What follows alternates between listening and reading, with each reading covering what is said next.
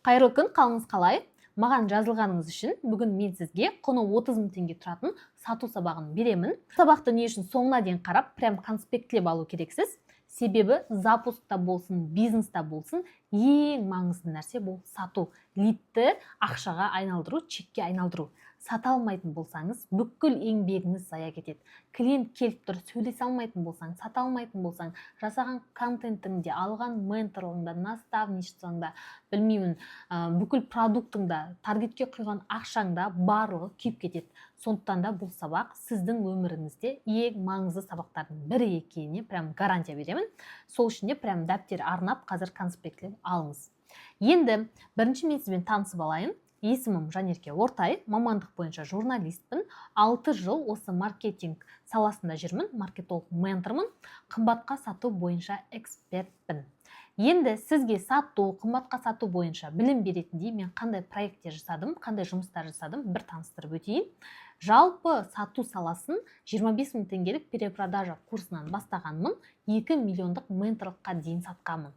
Сосын өзіміздің менторствомызды 1 миллионнан чек 1 миллионнан 40 адамға сатып 40 миллион теңге запуск жасағанбыз. Одан бөлек 1-2 миллиондық чектермен 58 миллионға запуск жасадық. Сосын 1-1,5 миллион теңгелік чектермен 25 адамға сатып, умраға өте үлкен коучингті ұйымдастырған болатынбыз. Одан бөлек 5-10 миллиондық запусктардың енді саны өте көп. Барлығын мына жерге айтып сыйдыра алмаймын.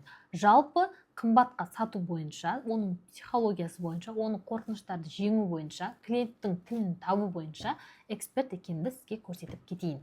Енді сабаққа оралайық. Сатудағы ең маңызды фундамент бұл сіздің сатуға деген көз қарасыңыз. Если сіз сату жайлы дұрыс емес ойда болсаңыз, таргетолог сізге лид әкеп беріп тұрса да, прогревіңіз прям сторисіңізда от болып жанып жатса да, контентіңіз прям вау болып жатса да, сіз сата алмайсыз, егер сату туралы ойыңыз қате болатын болса. Біздің жалпы бүкіл өміріміз сатудан тұрады. Бүкіл өміріміз. Бізде айтады ғой, либо сен сатасың, либо саған сатады. Болды, өмірде осы бірақ правила бар.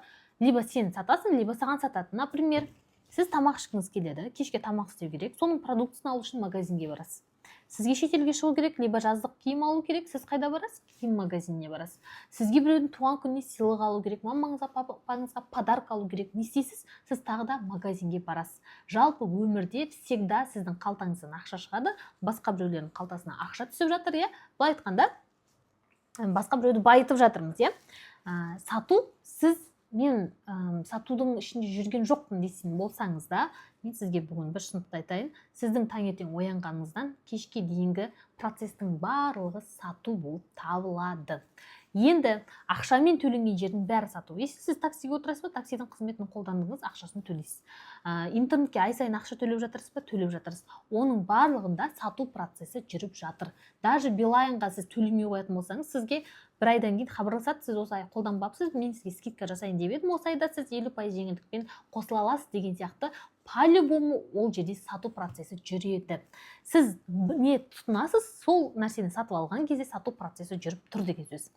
Енді бірақ бүкіл жерде сату процесі болып жатқан болса, сіздің қалтаңызға қалай ақша түсіреміз енді, иә? Всегда сіз біреуге төлеп жатырсыз ғой, енді сіздің қалтаңызға қалай ақша түсіреміз, ол үшін не істеу керек? Ол үшін бірінші сізге көз қарасыңызды өзгерту керек. Сату туралы ойды өзгерту керек. Например, дәл қазір сіздің тісіңіз ауырып жатыр, иә? Тісіңіз ауырып жатса, сіз отырмайсыз ғой, өз жазылып кететін шығар деп не істейсіз? Сіз стоматологқа барасыз. Стоматологқа сізге, міне тісіңіздің кариесін былай емдеймін, құртын былай тазаладым, мындай нәрсе салдым, үйттім, бүйттім. Общий счет 25 000 теңге дейді. Сіз онымен саудаласып тұрмайсыз. 25 000 теңгеңіз төлейсіз де шығасыз. Тісіңізді емдетіп шықтыңыз. Сізге былайынан әдемілеп тұрып, дәрілердің тізімін жазып берді. Не істейсіз? Аптекаға барасыз. Аптекада да сіз саудаласып тұрасыз ба? Жоқ, өзіңізге керек нәрсеңіздің тізімін бересіз, ол сізге мынанша теңге дейді, төлейсің, кетесің. Екі жерде де сату процесі орын алып тұр. Тісің ауырды, стоматологқа бардың, дәрі керек болды, аптекаға бардың. Но сен мына жерде недовольны болып жатқан жоқсың ғой. Бұл жерде бізде сату процесі жүріп жатыр. Енді сұрақ, неге бұл жерде сіздің қалтаңыздан ақша шығып, ана стоматологтың аптекадағы тұрған сатушының қалтасына ақша түсті? Просто ойланып көріңізші, не үшін сіз оларға төлеп жатырсыз? Не үшін төлеп жатырсыз? Сіз оларға төлеп жатырсыз, сіздің проблемаңызды шешіп бергені үшін. Жалпы сату деген нәрсе біреудің проблемасын шешкен кезде жүреді. Яғни осы уақытқа дейін сіз біреудің қалтасына ақша салып келдіңіз ба? Енді сіздің қалтаңызға ақша түсіп, сіз ақша табу үшін сіз біреудің проблемасын шешу керексіз. Өзіңіздің білім деңгейіңізге сай, жасап отқан жұмысыңызға сай, болмаса жаңа бір мамандықты үйреніп деген секілді, сіз біреудің проблемасын шешесіз, сіздің қалтаңызға ақша түседі. Енді сату деген ол проблеманы шешу. Егер дәл осылай көзқарасыңызды өзгерте алатын болсақ, бүгін онда сіз осы сабақтан кейін ақ сатып бастайсыз. Сату деген ол пихать ету емес, сату деген тықпалау емес, сату деген ол біреуге жалыну емес, сату деген ол алдап, арбап, бірдеңе сатып жіберіп қалдыңа ақшаны салу емес. Сен реально біреудің проблемасын шешесің, ол сізге довольны болып ақшаны төлейді, сол моментте сату процесі жүзеге асады. Сондықтан да бүгін отырып ойланыңыз, реально кімнің қандай проблемасын сіз шеше аласыз? Қандай қабілетіңіз бар? Қандай қабілетіңізді сіз ақшаға айналдыра аласыз? Сол жағын ойланыңыз. Так, жалпы сату деген нәрсе ол 3 этаптан тұрады. Сату алды этабы, сатудың уақыты және сатудан кейінгі этап. Енді сатудың алдындағы этап дегеніміз не? Әрине, егер біз полный запускты алып қарайтын болсақ, онда таргет, контент түсіру, продукт дайындау, анау-мынау барлығы сатудың алдыңғы этапқа кіріп кетеді. Бірақ біз именно номер бізге түскеннен кейінгі сәттен бастап сөйлесеміз бүгін. WhatsApp-ыңызға номер түсіп тұр, дальше не істейміз? Бірінші, номермен сөйлеспестен бұрын сату алды этабын жақсылап өткізу керек. Ол дегеніміз қалай? Ол дегеніміз міндетті түрде көңіл күйіңізді көтересіз. Күйеумен ұрысып, ренжісіп, үйде бір хайвай болып, жұмысың не то болып жатып, сен сатуға отырмайсың. Потому что Құдай сондай бір сезім салып қойған адамның барлығына, вроде перепискамен сөйлесіп жатсаң да, аудиомен сөйлесіп жатсаң да, звонокпен сөйлесіп жатсаң да, адамда 5-ші точкасы сезеді сенің қандай көңіл күймен сатып жатқаныңды. Сізге біреу звондап бірдеңе сататын болса, өзі былжырап тұрса, либо нерві ауырып тұрып, саған так еткізіп жауап беріп жатса, аласың ба? Алмайсың, немене міндетсініп дейсің. Тура сол сияқты сенің көңіл күйің клиентке сезіледі. Сату алдындағы этапта көңіл күйді дұрыстайсыз. Сосын энергиямен жұмыс жасайсыз. Шаршап тұрған, ұйқыдан тұра салған, быт-шыт болып тұрған түрмен сатуға отыруға болмайды. Либо жүгіріп келіңіз, либо билеп келіңіз, либо душқа түсіңіз. Главный сіздің энергияңыз, көзіңіз жанып ояу болу керексіз. Сосын сыртқы келбет өте қатты рөл ойнайды. Егер сіз көріп отырған сіз әйел адам, қыз баласы болатын болсаңыз, біздің самооценкамыздың көтеруіне беттегі бояу өте қатты әсер етеді. Сөз таластырсаңыз, басаңыз да, келіссеңіз де, келіспесеңіз де, боянған кезде қыз өзін более сенімдірек сезінеді. Сол үшін міндетті түрде сатуға отыратын кезде боянғаныңыз дұрыс болады. Енді прям мейкап жасамасаңыз да, тоналка, туш, помада ол сізге уверенность береді. Сосын қорқыныштармен міндетті түрде жұмыс жасау керек болады. Оған қазір күшті техника беремін. Міндетті түрде сіздің скриптіңіз дайын болу керек. Клиент жазды, на ходу сөйлесіп кетем деген әңгіме ол өтірік. Сіз ол кезде сатпайсыз. Сіз клиент былай айтқан кезде былай жауап беремін, клиентке мынандай сұрақтар қоямын, ол бүйтіп жауап берсе былай айтамын деген секілді полностью бүкіл сенің скриптің дайын болу керек. Скрипт деген оған клиентпен сөйлесетін текстіңді алдын ала дайын тұруы деген сөз. Мен қазір сізге скриптті қалай жазу керек екен бір үйрететін боламын соңына қарай. Сосын потенциальный клиенттің больдарын білу керексіз, оны жабуға дайын болу керексіз. Сізге жазып отқан клиентті сен 10 саусағыңдай тану керексің. Тіпті сен ұйықтап жатып, оятып жіберіп, мынау затты сатып алғаннан кейін клиенттің қандай проблемасы шешіледі деген кезде сен жауап бере алып тұру керексің. Прям сатып жатқан нәрсені сен жақсы көру керексің. Негізі менде менторлыққа келген кезде, болмаса вообще мен сатудың бір клиентті алып, оның продуктысын шығарып, курсын шығарып сатуға дайындаған кезде, біз клиенттің болен, клиент түсіну, целевой аудитория деген нәрсеге өте қатты мән береміз. Себебі сенің затыңды көшедегі кез келген адам сатып алады деген әңгіме емес. Сенің затыңды именно сол нәрсені мұқтаж болып жүрген адамдар ғана сатып алады. Сол үшін клиентті тану өте маңызды. Сосын келесі нәрсе, ниетіңізді жөндейсіз. Отырып сатудың алдында клиентке жазбастан бұрын ниетіңізді жөндейсіз. Я Раббым Алла, маған қазір клиенттер жазып жатыр. Менде осындай продукт бар. Бұл продуктта сен бердің ғой. Мына клиентті сен әкеп тұрсың ғой. Значит, ол клиенттің проблемасының шешімі менде бар болатын болса, онда өзің жеңіл түрде ол клиентті алып келші деп, прям дұға жасап, ниетіңізді жөндеп, ол клиентті де сен жіберіп тұрсың ғой, білімді де сен бересің ғой. Менің қазіргі жұмысым оған тек қана ақпаратты беру, оның жүрегіне өзің салып қойшы деп, прям дұға жасап, ниетіңізді тазалап, жөндеп барып, клиентпен сөйлесуге отыру керек боласыз. Енді сату алды бойынша мен қандай фишкалар қолданамын, соны айтып кетейін. Мен 3 жақты жұмыс жасаймын: жан, тән, сана бойынша. Яғни вообще адамның энергиясында, денесінде энергия осы 3 жерде болады: жанында, тәнінде, санасында. Егер көзің жанып, клиентпен тақылдап тұрып күшті сөйлескің келетін болса, 3 жақты энергиямен жұмыс жасау керексің. Мен мысалы не істеймін? Менің фишкаларым. Дәл осындай ең қажетті дұғалар деген кітап бар. Осы кітаптың ішінде секине деген дұға бар. Өзі мынандай кішкентай ғана. Интернетке жазсаңыз шығады. Менің фишкам дәл осы секине дұғасын 19 рет оқып барып сатуға отырам. Ары кетсе, бастапқыда 40 минуттың, 30 минуттың, 1 сағаттың кетуі мүмкін. Кейін бірақ тілің үйреніп алғаннан кейін, ары кетсе 15 минут, 20 минутта сен уже оқып тастайсың. Негізі секине дұғасында ең мықты Құрандағы аяттар жиналған. Сондықтан менің фишкам осы. Может, сіз салауат айтатын шығарсыз, может, зикр айтатын шығарсыз, может, әр-разақ есімін айтатын шығарсыз деген секілді өзіңіздің жаныңызға бір тыныштық сыйлайтын бір фишкаңызды қолдансаңыз болады. Мен осы секине дұғасын 19 рет оқимын. Сосын тән бойынша, яғни дене бойынша мен міндетті түрде боянамын. Осы сабақты түсіретін кезде де боянбауға да болатын еді. Бірақ маған бояу бір сенімділік сыйлайтын болғаннан кейін, сізге де көріп отырған адамға приятный болу үшін мен боянамын. Яғни тән боянамын, духи себемін, билеп аламын, либо білмеймін, бір уход жасаймын деген сияқты, либо сатуға бір жерге барып офиске отырып сататын болсам, онда жолда комфорт таксимен барамын, күшті музыка тыңдап барамын деген секілді өзімнің көңілімді қуантатын нәрселер жасаймын.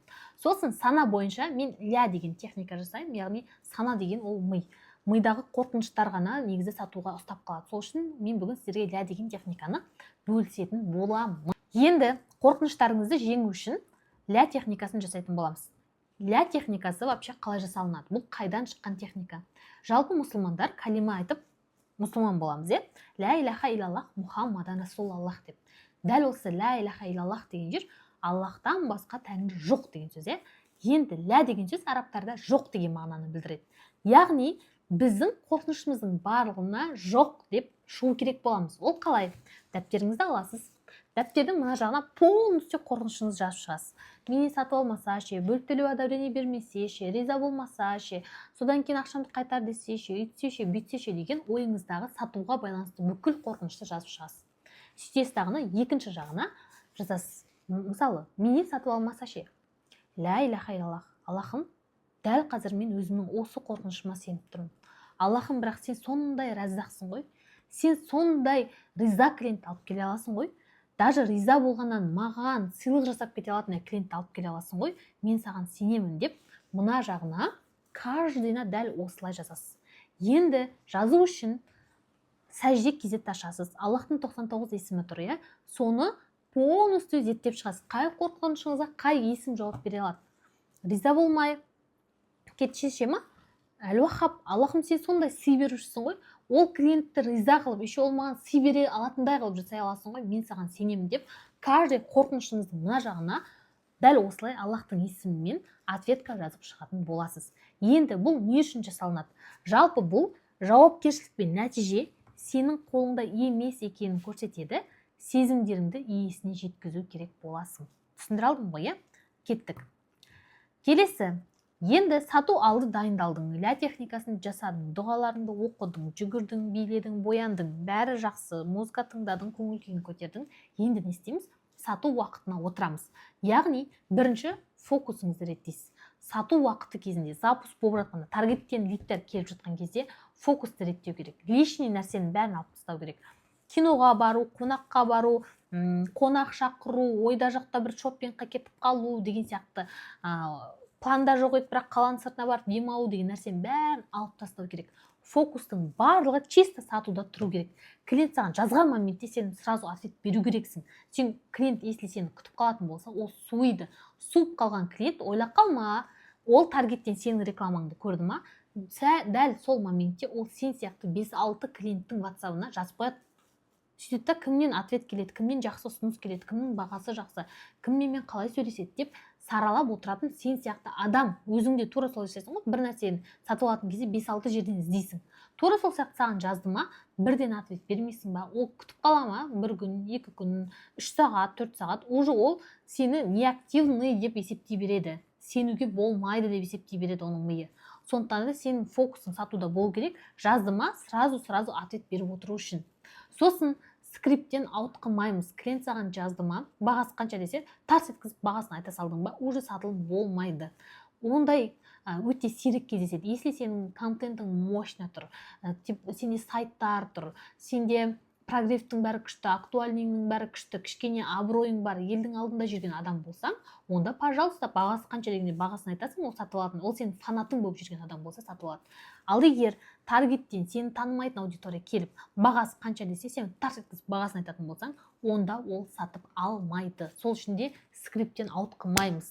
Енді энергияны сақтап отырып жұмыс жасау керек болады. Уақытында ұйықтап, уақытында тұрып, тамақ ішіп, суыңды ішіп, сол энергияңды кино көруге, басқа бірдеңе істеуге, біреумен ренжісуге жұмсамай, өзі таргеттен өзің белгілейсің ғой, 1 апта сатам дейсің ба, сол 1 аптада энергияны лишний ештеңеге жұмсамай, чисто сатуға отыру керек боламыз.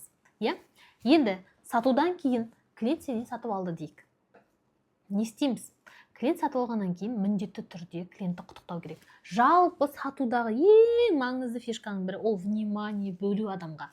Кім көп внимание бөледі, сол адамнан адам сатып алады. Сондықтан жылы сөзге, внимание беруге жадный болсаңыз, негізі сату саласында ұзақ жүрмейсіз. Сондықтан вниманияны бөле алу керек. Қалай? Клиент сізден сатып алды ма, ақшаны алғанға дейін асты үстіме түсіп жатыр еді, ақшаны алғаннан кейін жоқ болып кетті деген әңгіме болмас үшін не істейсіз? Бірінші құттықтайсыз. Ханым, мен сізді құттықтаймын. Сіз үшін сондай хайырлы, сіз үшін сондай берекелі, сондай білім болсыншы деп құттықтайсыз да. Егер сіз оны чатқа қосу керек болсаңыз, қазір мен сізді чатқа қосам, болмаса мына күні сізді чатқа қосам, күте тұрыңыз деп алдын ала ескертесің. Сосын сабақ басталуына дейін сенде 1 апта, 2 апта уақыт болатын болса, ол кісіге бір вкусный бір продуктыңды бересің. Ол соққан сатқан элдің бар ма, телеграм каналың бар ма, бересің да айтасың. Сабақ басталғанға дейін осы сабақтарды қарап келіңіз. Бұл сабақтардың бағасы осынша теңге тұрады, сізге сыйлыққа берілді деп адамды қуантып, сол сабақты көріп отыратындай қылып жасау керек. Сосын, егер де сіз мен заңды түрде прям договормен жұмыс істегім келеді дейтін болсаңыз, қолыңызда сондай келісім шартыңыз болатын болса, онда договорды жіберіп қол қой дейсіз. Мысалы, ұбт-ға дайындайтын орталықтар гарантия береді ғой, мысалы осындай 140 бала аласың, 100 бала аласың, андай-мындай, ол кезде олар міндетті түрде договормен жұмыс жасайды. Если сізде де сондай бір продукт болатын болса, бір гарантияға беріп тұрсаң бір нәтижеге, значит сенде бір договор болу керек, чтобы мына нәрсені істемейтін болса, ол осы нәрсені істеп тұрып, еще одан нәтиже болмай қалса, онда ақшасы қайтарылады деген сияқты жазылған договорларыңыз алдын ала дайын болу керек. Оны жібересіз, оны қол қойдырып аласыз. Одан кейін міндетті түрде график қоясыз. Сізбен сабақ өтетін уақытты белгілейік. Біз сізбен дүйсенбі жұма өтесіз ба, әлде сейсенбі суббота өтесің ба сабақты, болмаса 5 күн өтесің ба, қай уақыттарда, қай сағаттарда өтесің, күндіз ба, түнде ма, онлайн ба, офлайн ба, соның барлығын деталына графикті алдын ала сөйлесіп, ақшасын алып болғаннан кейін қоясыз.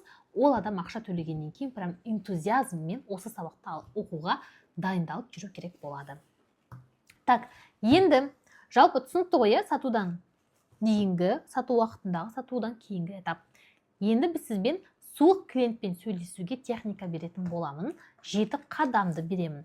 Яғни сізге клиентке жазып тұр, бағасы қанша десе, тарс еткізіп бағасын айтсаң, сатпайсың. Сенің міндетті түрде сақтау керек 7 қадамың болу керек. 7 қадаммен сөйлесесің. Кез келген перепискамен сату, диагностикамен сату, сазбалмен сату, кездесіп сатсаң да, база осы 7 этап. Осы 7 этапты жақсылап түсінесің ба? Кез келген товар болсын, кез келген услуга болсын, инфобизнес болсын, не сатып жатырсың, соның барлығын смело сатуға болады. Кеттік, енді 7 қадаммен танысайық. Бірінші қадам амандасу, байланыс орнату, А точкасын сұрау, Б точкасын сұрау, презентация айту, жасау, бағасын айту, возражениемен жұмыс, сосын чегін алып чатқа қосу. Осы 7 этаптан тұрады. Кеттік, амандасу этабы. Амандасқан кезде 2 вариант көрсетейін мен сізге. Біреу товарный бизнеске, біреу инфобизнесқа. Бірінші, Қайырлы күн, ханым, қалыңыз қалай? Мен ешқашан клиентке сәлеметсіз бе деп амандаспаймын. Ассаляму алейкум деп амандаспаймын. Мен қайырлы күн, ханым деймін. Бұл почему-то адамдар психологический уровеньде, біз бұрын кинолардан көріп едік қой, добрый день, благодарю деген сөздерді бір бай адамдар айтатын, адам сондай уровеньдегі өмірге біз ұмтылып жатқаннан кейін, қайырлы күн, ханым деп біреу сізге сөйлейтін болса, сен бәрібір приятный болып қалады. Сондықтан да мен никогда сәлеметсіз бе деген сияқты сөздер қолданбаймын. Мен обычно олар естімей жүрген, қайырлы күн, ханым, қалыңыз қалай деп сөйлеймін. Қалайсыз емес, қалыңыз қалай деп. Мен оған особо внимание беремін. Мен оған сен обычный адам емессің деген внимание беремін. Менің фишкам. Сосын қайырлы күн, ханым, қалыңыз қалай? Даже егер WhatsApp-қа жазған кезде төбесінде аты жазылып тұрады, қазір WhatsApp-тарда. Аяулым деп тұра ма? Қайырлы күн, аяулым, ханым, қалыңыз қалай деп жазамын. Уже ана адам мен қайдан таниды деп ойлап қалатындай, мен оған сразу эффект беремін, ол адамның есінде қалатындай. Если адам аты жазылмай тұр ма, сол номерді алып Каспиге салсаңыз, Каспиде аты жазылып тұрады, сол атымен сөйлейтін болсаңыз, обращение жасап, клиентке, если честно, күшті сезім қалдырады. Енді қайырлы күн, ханым, қалыңыз қалай? Өзіңізді таныстырасыз. Осы момент өте маңызды. Өзіңді қалай таныстырасың? Бірінші сөйлемнен бастап сені мойындайды, либо мойындамайды. Көп адамдар осы нәрсеге мән бермейді. Сөйтеді дағыны бір жерден көрген шаблонный текстпен жауап береді. Жоқ, шаблонный текстпен жауап беруге болмайды. Есімім Жанерке Ортай. Мына кісінің егер біреудің услугасын сататын болсаңыз, онда Айден ханымның осындай несімін, ассистентімін, курсқа іріктеу жасап, толық сұрақтарыңызға жауап беріп тіркеймін дейсіз. А если өзіңіздің затыңызды сатып жатсаңыз, онда айтасыз: есімім Жанерке, 6 жылдық опыты бар маркетолог ментормын, адамдарды, эксперттерді масштабқа шығарумен айналысамын деп четко сөйлеу керексіз. Либо бір жылда оборотым 120 миллион болған деген сияқты бір четко бір сені мойындатып жіберетін бір фактың болса, соны айтып жіберген дұрыс. Если сен товар сатасың, бір товар сататын компанияда сату менеджер болатын болсаң, онда айтасың: есімім Жанерке, уәде зергерлік компаниясының бас менеджерім. Сен ол жерде обычный сату менеджерсің, білемін. Адамдар сату менеджер дегенге өзінен төмен қарайды. Бас менеджер, администратор дегендер қазақтар үшін өте күшті естіледі. Сондықтан вообще сату деген ол психология. Клиентке жазған кезде айтасыз: есімім Жанерке, уәде зергерлік компаниясының бас менеджерімін, администратормын, зергердің ассистентімін, білмеймін, бір өзіңе күшті бір должностьті бер. Сол должностьпен сөйлесең, адам бірінші сөйлегеннен сені тыңдауға болады екен, менімен анша-мұнша адам сөйлесіп тұрған жоқ деп сені до конца сұрақтарыңа жауап береді, сөйлейді мойындаған кезде. Если таныстырған кезде бет-бет таныстыра саласың ба, онда сатылым жоқ. Так, енді байланыс орнатқан кезде қандай сұрақтар қоямыз? Байланыс орнатқан кезде есіміңіз кім, ханым, білмейтін болсаңыз, қай қаладансыз, қай саланың экспертісіз деп сұрайсыз. Если сіз товар сатып жатсаңыз, есіміңіз кім, қай қаладан боласыз деп сұраған дұрыс. Сосын егер ол мысалы мен Тараздамын. Если клиент маған Тараздамын десе, оны айтамын: о, мен де Тараздамын, ханым. Адаммен байланыс орнату керек. Сен робот емессің. Адамдармен әңгімелесу керек, адамдарға внимание бөлу керек, адамдармен күшті сөйлесу керек. Тараздан ба? О, ханым, мен де Тараздамын. Астанадан ба? О, ханым, мен Астанаға барғанмын. Сіздердің қалаларыңыз маған ұнайды деген сияқты әңгімені жалғастырып, только мен сату керек тақ-тақ сөйлей бермей, клиентпен кішкене байланысты орнату керек болады. Жасы 20-да болса: о, ханым, мен де жасым 20-да деп әңгімені жалғастыра бересіз. Сосын клиентпен А точкасын анықтайтын сұрақтар қоясыз. Мысалы, бұрын-соңды бұл салада білім алдыңыз ба? Нөлден бастайын деп жатырсыз ба? Опытыңыз болса қанша жыл? Кімдерден білім алдыңыз? Жалпы ана клиенттің немен айналысып жүргенін білу керексіз. Егер сіз услуга сататын болсаңыз, инфобизнесте жүрген болсаңыз, мысалы массаж курсын сатайын деп жатсың ба, онда айтасың: ханым, массаждан опытыңыз бар ма? Қанша жыл? Нөлден бастайын деп жатырсың ба деп кәдімгі сұрап алу керексің. Кімге сатайын деп жатырсың? А точкасын сұрамай жатып, Б точкасын сұрамай жатып, идеальный презентация жасалмайды. Потому что презентацияның сөзі осы екі А точка мен Б точкада клиент не айтады, соған байланысты жасалынады презентация. Сол үшін де клиентпен А точкасын күшті сұрау керек. Сосын, егер сен товар сатайын деп жатырсың, онда айтасың: ханым, сіз білезікті кімге арнап іздедіңіз? Мамаңызға алайын деп жатсыз ба, жұбайыңызға алайын деп жатсыз ба? Ол кісінің жасы нешеде? Мен жасына сай үлгілерін көрсетейін. Сізге күмістен көрсетейін ба, алтыннан көрсетейін ба деген сияқты алдын ала сұрап аласыз. Енді Б точкасын анықтайтын сұрақтар қоясыз. Адан кейін. Б точка деген ол нені қалайды? Ол сенің товарыңды алғаннан кейін нені қалайды? Болмаса услугаңды алғаннан кейін не қалайды? Сол сұрағын не қалап тұрған білу керек біз. қалай сұраймыз? Не үшін сіз менің менторлығыма келе жатырсыз? Қандай запростарыңызды шешкіңіз келеді? Деп сұрап аласыз. Ол айтады, иә, мен курсымды шығарғым келеді, массажды үйренгім келеді, Қытаймен бизнесті үйренгім келеді деген секілді ол сізге айту керек өз аузымен.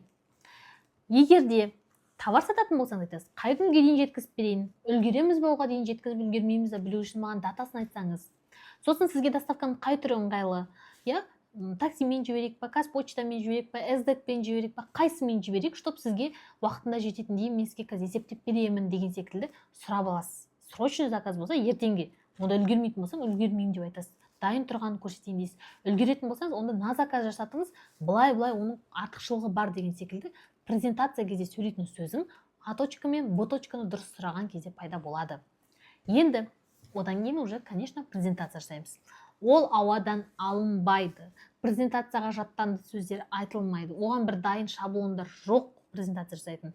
Әр адамның запросына сай ғана жауап бересіз. Әр клиентке әртүрлі жауап беретін кездер болады.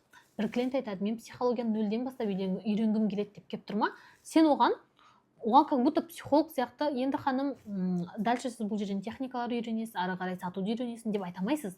Онда оған айтасыз, сіз нөлден бастап біз сізге психологияны 8 аптада үйретеміз деген секілді оның запросына сай жауап бересіз, жарай ма?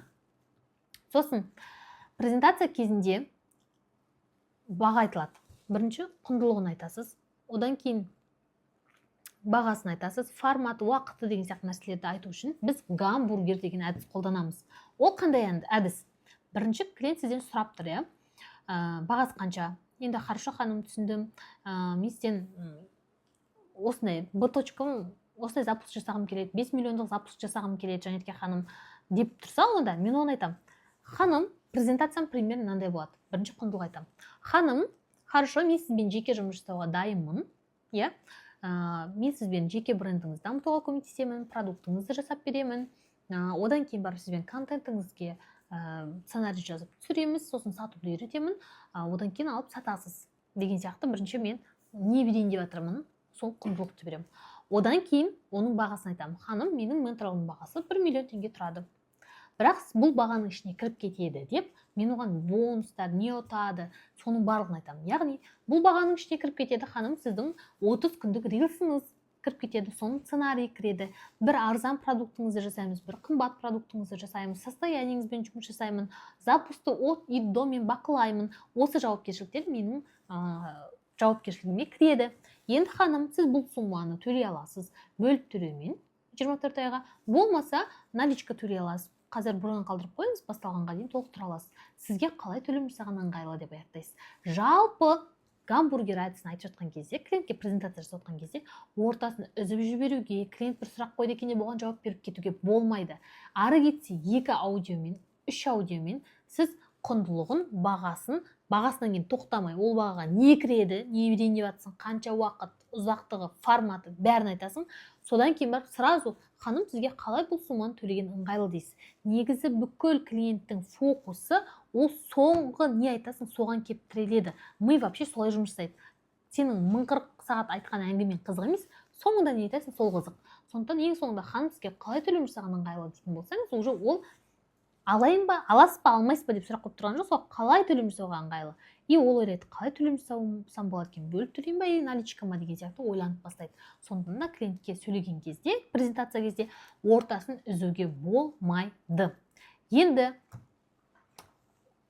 қалай төлем жасайсың анау деген соң, иә, кейбір клиенттер сатып алады. Бірден қандай клиенттер? А точкасын, Б точкасын күшті ашып, ана клиентпен сөйлесе алсаң ғана бірден сатып алады. А если ол А точкасын, Б точкасын ашпай жатсаң, онда клиент саған ойланайын, қымбат, күйеуімнен сұранып келейін деген секілді возражениелер айтып бастайды. Неге? Потому что ол адам ойлайды, мынау мені точно түсініп тұр ма? Ол мені түк те сұраған жоқ қой. Тарс-тарс етіп өзіңкін айтты, мынау мені түсінбей тұрған сияқты деп ойлайды. Сөйтеді да сенен бірдеңе қылып әдемі қылып кету үшін айтады. Қымбат, күйеумен ақылдасам, ойланам, ау-мау. Негізі осының барлығының түбі келіп тіреледі. Ол мені точно түсініп тұр ма деген нәрсеге. Сол үшін де А точка мен Б точканы әдемілеп ашыңыздар.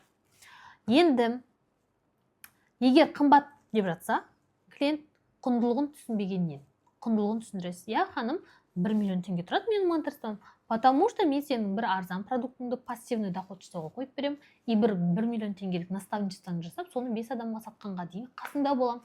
Сол үшін де менің еңбегім осындай тұрады деген секілді құндылығын айтасыз. Сосын күйеуіммен ақылдасам деп жатса, негізі ол күйеуімен ақылдаспайды, егер әйел адам болатын болса. Әйел адам ол уже өзі шешім қабылдап барып күйеуімен сөйлесетін адамдармыз ғой біз. Сол үшін де просто жауапкершілікті лақтырып, мен аламаймын деп, ақшам жетпей тұр, болмаса мен саған сенбей тұрмын деген әңгімені айтпай, күйеуім рұқсат бермей жатыр деген сөз өте оңай естіледі. Солай шығып кетеді негізі көбінесе клиенттер. Сондықтан күйеуіммен ақылдасам деген жерде жауапкершілікті лақтырып тұрған сезіңіз. Сосын сразу айтыңыз, жақсы ханым, күйеуіңізбен ақылдасатын болсаңыз, сұрақтарыңыз болса қазір маған қойып алыңыз, мен сізге жауап берейін. Болмаса күйеуіңіз сізге төлем жағынан қалай көмектесетін еді? Егер ол кісі бөліп төлейтін болса, қазір сіз көріңіз, одобрение бере ме, жоқ па? Егер одобрение беріп жатса, барып күйеуіңізден рұқсат алып келіңіз, содан кейін төлейсіз. Одобрение бермейтін болса, онда күйеуіңізден сөйлесудің не қажеті бар? Егер сөйлесіп көңілің қалғанша, онда сразу бір-біріміздің уақытымызды алмай шешіп алайық деп айтасыз. Мен бұрын тура осылай қанша зат сатқам. Күйеуіммен ақылдасам деген клиентке сразу айтатын. Сіз бірінші одобрение алып көріңіз, одобрение сізге беріп тұрса, онда барып күйеуімен смело сөйлесіп келіңіз. Одобрение бермей ма, онда күйеуімен сөйлескен не пайдасы бар, егер күйеуде де ақша жоқ, саған да одобрение бермей тұрса деп. Бір-біріміздің уақытымызды алмайық деп ашып алатынмын. Сондықтан клиентке андай қашып, ойбай клиент алмай қала ма демей, нақты төлем жолдарын айту керек боласыз. Енді егер клиент ойланамын дейтін болса, онда оған нақты ақпарат жеткен жоқ, оның сұрағы әлі көп, и ол сен оны түсінесің ба, түсінбейсің ба, ол әлі білмей тұр. Сол үшін де ойланамын дейді. Сондықтан сразу айтасыз, ханым, именно не сізді ойландырып тұр, маған қойсаңыз, мен сізге жауап беріп жіберейін деген секілді ары қарай әңгімені өрбітіп, ол сұрақтарын қойса, сұрақтарына четко жауап беру керек боласыз.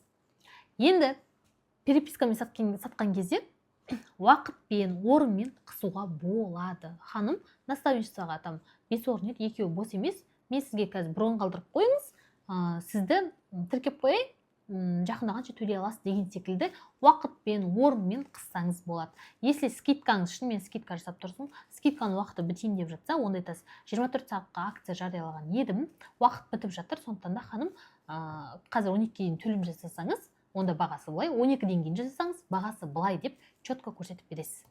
Сосын клиентке ешқашан я жоқ деген форматта сұрақ мүлде қойылмайды. Ол өте көп адамның қателігі. Сіз қатысасыз ба десем, ол жоқ десе болды, мен де саған көмектесе алмаймын. Клиентке сіз қандай шешімге келдіңіз, қандай сұрақтарыңыз бар? Сұрақтарыңыз бар ма десем, ол жоқ десе ештеңе дей алмайсың. Қандай сұрақтарыңыз бар десеңіз, ол адам оқиды. Қандай сұрақтарыңыз бар? Менің қандай сұрағым бар болса қоятын деп уже ойланып, бір сұрақты саған қояды, сонымен әңгіме жалғасады. Если сен я жоқ форматында көп сұрақ қоятын болсаң, онда біл, клиент жоқ дейтін болса, оған сен әлемнің ең мықты сату менеджеріне барып сабақ алсаң да сатамайсың. Сондықтан жоқ деген ответ алатындай сұрақтар қоймау керек. Сосын клиентке никогда бір ғана төлем жолын ұсынуға болмайды. Только мен наличка қабылдаймын деп те айтуға болмайды. Егер сен реально қымбат төлей алатын аудиторияға жұмыс істеп жатсаң, пожалуйста. Если сен қарапайым адамдарға жұмыс істеп жатсаң, онда бір ғана төлем жолын ұсынбайсың.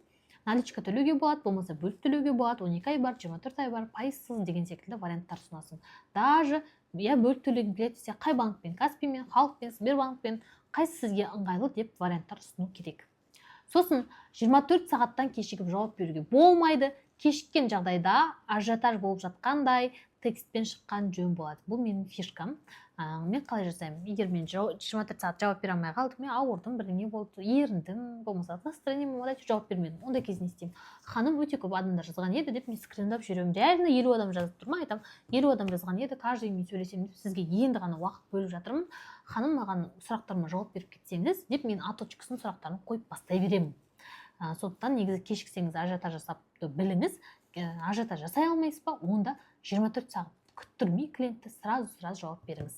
Клиентке всегда сатып болғаннан кейін құрмет көрсетеміз. Құттықтаймыз, чатқа қосамыз, дайын сабақтар жібереміз, договор береміз, график береміз. Клиентке особо внимание бөлу керек сатып алғаннан кейін де. Енді мен сізге айтайын, бір техника кезінде 150 мың теңгеге, ең алғаш сату курсын алып оқып бастаған кезде 150 мың теңгеге мен бірінші техниканы естідім. Сол техниканы жасадым, ақша таптым, одан кейін ол курсты оқымай қойдым. Ол қандай техника маған көмектескен? Ол 100 отказ. сен өзің сатып жатқан темада шынымен де таргеттен келетін 100 клиентпен сөйлесіп көрші, сату мақсатына емес, просто информацияны берейін деп сөйлесіңіз. Мен тура солай сөйлескен кезде 31-ші клиент келген кезде менен сатып алып бастады. 25 мың теңгеден перепродажа курстан сатып алып бастады. 3 адамға сатып алып, сол күні 75 мың теңге таптым, болды, ары қарай курс оқыған жоқпын. 100 отказ жасаған кезде, отказ алған кезде не болады вообще 100 клиентпен сөйлескен кезде? Сенің резюмең пайда болады. Клиентпен сөйлесу, оған презентация жасау, оған жеткізудегі бір өзіңнің фишкаң пайда болады. Сол үшін 100 отказ жасауды алыңыз, клиентпен сөйлесіңіз. Зат сатып жатырсың ба, таргеттен келген 100 клиентпен отырды, өзің сөйлес. Сосын каждыймен сөйлескен сайын сен жеткізу стилің өзгеріп бастайды. Кемінде бір 30-40-қа келген кезде сен клиентке скриптке қарамайды сөйлесе беретін уровеньге жетесің. Сол үшін 100 отказ алып үйрену керек. Кеттік. Сосын осымен негізі сабақ осы жерден аяқталды. Егер дальше мен сату саласында проф болғым келеді, профессиональный болғым келеді, кайфовать етіп сатқым келеді, бүкіл қорқыныштармен нормальный жұмыс істегім келеді, 100 мыңдық, 500 мыңдық, миллиондық чектерді смело сатқым келеді дейтін болсаңыз, онда менің сізге ұсынысым бар. Ол менде сату кайф деген курс бар. Сол курсқа келіңіз деп мен сізге ашық түрде шақырамын. Бұл курс 2 пакеттен тұрады. Бірінші пакеті өзім пакеті. Бұл пакетте мен сіздің сату психологиясын полный ашып көрсетемін. Клиенттің ойлауын полностью бәрін көрсетіп беремін. Сатудағы қорқыныштарыңызбен жұмыс болады. Арзан чек, қымбат чек, сатудағы разницалар, қалай сатасың, арзан чектің клиенттері қандай болады, қымбат чектің клиенттері қандай болады, ашып көрсетемін. Сосын арзан чек 15 мың, 20 мың, 30 мың, 50 мыңға дейінгі чек сатып жүрген болсаңыз, дайын 3 скрипт беремін. Қалай сөйлесіп, қалай сатасың, А десе, Б десе, не деп жауап бересің, барлығын беремін. Сосын қымбат чек сатқанға сазон, видеозвонокпен клиентпен сөйлессең, қалай сатасың, соны беремін. Сосын менде 58 миллионға запуск жасаған кезде мен мощно инсайттар, опыттар алғанмын. Сол опыттармен бөлсемін. Қандай қателіктер жасамау керек, не істеу керек, бәрін ашық түрде айтып, фишканың бәрін көрсетіп беремін. Сосын қымбат чек сатуға ұстану керек 6 этап бар, оны да сізге ашық түрде ашып көрсетіп беретін болам. Бұл өзім пакеті. Өзім пакетінде сізге видеоға доступ беріледі, ашасыз да төлем жасағаннан кейін сразу көре бересіз. Екінші ол Жанеркемен бірге деген пакет. Бұл пакетте дәл жаңағы психология, қорқынышпен жұмыс, разница, скрипт, арзан чек, сазонмен сату, опыт барлығы беріледі. Плюс не беріледі? Бұл жерде диагностикамен сатуға дайын скрипт беріледі. Диагностика деген уже сіз 500 мыңдық 1 миллиондық чекке сатып жүрген адам болсаңыз, сатамай жүрсеңіз, сатқыңыз келсе, сол 500 мың 1 миллиондық чегін қалай сатасыз клиентпен, соның дайын скриптін беремін. Уже өзім көрсетемін, мына клиент маған бүйтіп жазғанда бүйтіп жауап берген, бүйтіп істегенде бүйтіп берген деп өзімнің бүкіл техникамды ашып беремін. Сосын перепискамен сатуға дайын скрипт беремін. Бұл жерде де сізге 2 миллионға сатқан чегім бар. Солардың фишкаларын көрсетемін. Клиентке қалай сөйледім, қандай психологиямен сөйледім, клиент қалай оны төледі, барлығын ашық түрде ашып көрсетіп беретін болам. Сосын бүкіл сабақты көріп болғаннан кейін сізге менен 1 сағаттық консультация сыйлыққа. Яғни ол кезде сіз маған дайын өзіңіздің жазған скрипттарыңызбен келіп, тексертіп алсаңыз болады, және сізбен психологияңызбен, сатудағы қорқыныштарыңызбен өзім жұмыс жасап беретін боламын. Осы 2 формат бар.